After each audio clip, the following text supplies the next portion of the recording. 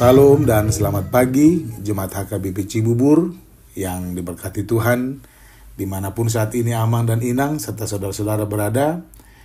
Marilah kita luangkan waktu sejenak untuk mendengarkan firman Tuhan yang akan menyemangati dan menyertai kita dalam menjalani satu hari ini, agar hari ini benar-benar hari yang penuh dengan sukacita dan memberikan semangat serta berkat bagi kita semua.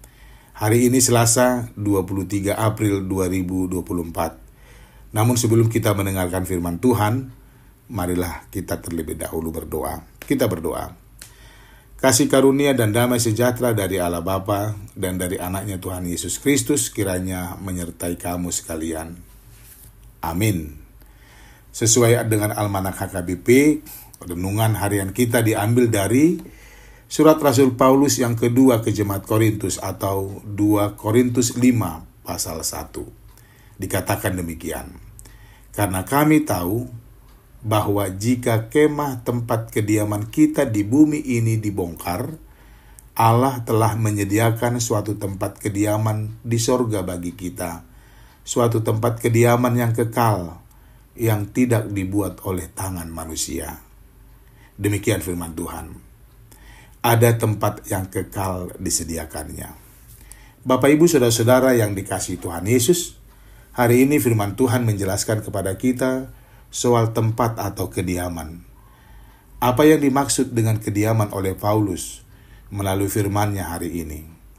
Paulus berpendapat ada 2 jenis tempat kediaman. Pertama, kediaman yang di bumi, seperti rumah atau tempat tinggal kita, juga tubuh atau raga kita yang sementara.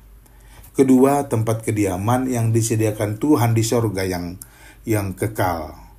Selanjutnya Paulus berkata bahwa jika kemah tempat tinggal yang di bumi dibongkar, maka ia akan mendapat kemah tempat tinggal yang lain, yaitu yang lebih baik yang ada di sorga. Artinya, tempat kediaman yang ada di bumi, baik rumah atau tubuh kita sendiri yang sementara, bisa saja dibongkar dan atau mati sesewaktu atau kapan saja. Tetapi tempat kediaman yang ada di sorga kekal sampai selama-lamanya. Bagi Paulus, berbicara tentang tempat kediaman itu sangat penting. Menurutnya, manusia yang memiliki tubuh jasmani ibarat sebuah kemah tempat tinggal di bumi. Istilah kemah di bumi menunjuk kepada tubuh atau kehidupan orang percaya di bumi. Dan saat kemah tersebut dibongkar, saatnya tiba, berarti tubuh jasmani akan hilang atau mati. Dan tubuh jasmani ini akan digantikan dengan tubuh rohani, yaitu kemah sorgawi yang bersifat kekal. Pertanyaan kita adalah, apa yang Paulus ingin jelaskan tentang tempat kediaman ini? Jemaat Tuhan yang baik, ada beberapa hal yang hendak dijelaskan Paulus tentang tempat kediaman ini, yakni pertama, tempat kediaman di bumi. Tempat kediaman di bumi adalah tubuh saat kita masih hidup. Di mana di masa ini, manusia sering menghadapi banyak masalah dan pergumulan. Paulus mengibaratkan di bumi ini kita hidup penuh tantangan sehingga sering jatuh dalam perbuatan dosa. Tempat kediaman di bumi berbicara tentang kehidupan sebagai manusia lama. Kalau kita lihat Efesus 4 ayat 2 adalah mereka yang hidupnya masih disesatkan oleh nafsu pribadinya, yang menjalankan kehidupan seperti yang diinginkan saja, walaupun sudah menjadi orang percaya.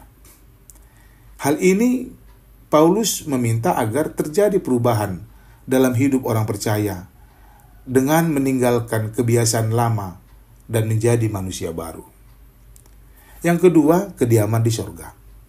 Tempat ini yang dirindukan oleh semua orang percaya, karena tempat ini tidak ada kesesakan dan tidak ada tekanan hidup. Kalau buku ND kita 522, Surgui Sambulut Tadui. Di sini orang percaya dapat hidup dekat dengan Tuhan. Kediaman di surga berbicara tentang hidup baru. Tidak ada kesusahan dan kesesakan di sini. Semua baik-baik saja dan sangat baik. Ketiga, ada perbedaan antara kediaman di bumi dan di surga. Banyak orang Kristen ingin mendiami tempat di surga tapi tidak mau menanggalkan kemah di bumi. Akhirnya tiap orang percaya akan dihakimi di hari penghakiman dan mendapatkan segala sesuatu yang patut diterimanya. Paulus mengingatkan kepada orang beriman agar mau merubah kelakuannya yang berkenan padanya. Manusia lama membuat kita sengsara dan banyak masalah. Manusia baru akan membuat hidup bahagia dan damai selama-lamanya.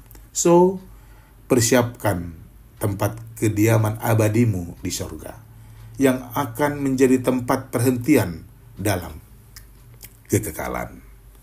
Amin. Tuhan memberkatimu. Kita berdoa. Terima kasih Bapa untuk kebaikan-kebaikan-Mu. Pagi ini aku sungguh merasakan semua yang Tuhan berikan bagiku. Ya Tuhan, tetaplah kuasai hati dan kehidupanku, dan biarlah roh-Mu selalu berdiam dalam aku, agar aku mengerti kehendak-Mu. Amin.